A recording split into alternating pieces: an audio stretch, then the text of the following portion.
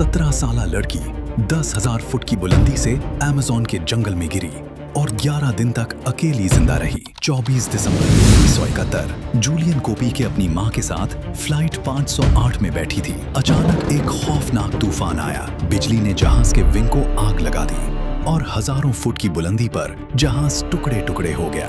Julian अपनी seat के साथ बाहर गिरी।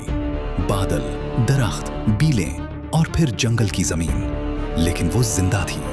टूटा कॉलर बोन, जख्म, चक्कर, मगर सांसें चल रही थीं।